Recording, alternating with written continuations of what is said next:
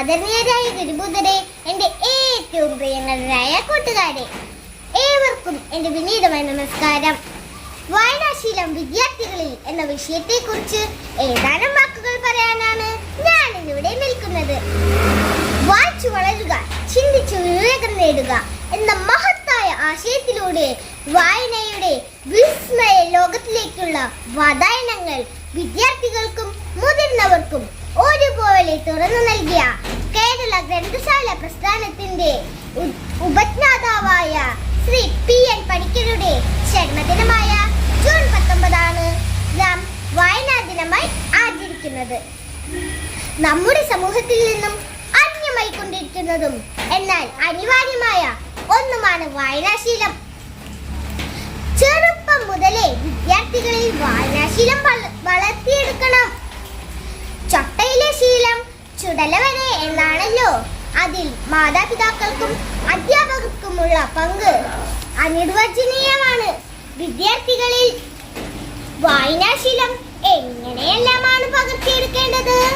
വിദ്യാർത്ഥികളുടെ ചിന്താശേഷിയും പ്രായവും മനസ്സിലാക്കി വേണം അവരുടെ പാഠപുസ്തകത്തിൽ നിന്ന് പുറമെ അവർക്ക് മറ്റ് പുസ്തകങ്ങൾ നൽകാൻ. പുസ്തകങ്ങൾ വായിക്കുമ്പോൾ തെളിഞ്ഞതും പരന്നതുമായ വായനയാണ് ഉണ്ടാകേണ്ടത്. വായിച്ചു കൊള്ളാതെ വായിച്ചു കൊള്ളാൻ ഓരോ വിദ്യാർത്ഥിയും പഠിക്കണം. പുസ്തകങ്ങൾ വായിക്കുമ്പോൾ വരികളിലൂടെ മാത്രം വായിക്കാതെ വരികൾക്കിടയിലൂടെ വായിക്കാനും ഓരോ വിദ്യാർത്ഥിയെയും ശീലിപ്പിക്കണം. TV കാണുന്ന വിദ്യാർത്ഥികളെക്കാൾ ബുദ്ധിവികാസം വായിക്കുന്ന വിദ്യാർത്ഥികൾക്കുണ്ടെന്ന് പഠനം തെളിയിച്ചിട്ടുണ്ട്. വായനയില്ലാത്ത മനസ്സ് ജനാലകളില്ലാത്ത മുറി പോലെയാണെന്ന് ഒരിക്കൽ ഹെൻറിച്ച് മാറ്റ് പറഞ്ഞിട്ടുണ്ട്. ഭാഷാ നൈപുണ്യം വികസിക്കുന്നതിനും ആഴത്തിലും വിസ്തൃതിയിലുമുള്ള ചിന്താധാര രൂപപ്പെടുന്നതിനും വിദ്യാർത്ഥികളിൽ വായന സഹായിക്കുന്നു. ആഴത്തിലുള്ള വായനയുടെ അകമ്പടിയില്ലാത്ത വിദ്യാഭ്യാസം അകം പൊള്ളയായ മരത്തടി പോലെയാണ്. വായിച്ചാലും വളരും, വായിച്ചില്ലേലും വളരും.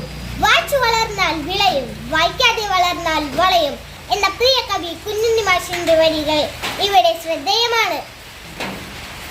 കണ്ണുകൾ തുറന്നു സ്വപ്നം കാണാൻ നമ്മെ പഠിപ്പിച്ച അത്ഭുത ലോകമാണ് വായന എന്ന ടൈലറിന്റെ പ്രശസ്ത വാക്കുകൾ നമുക്കിവിടെ ഓർക്കാം.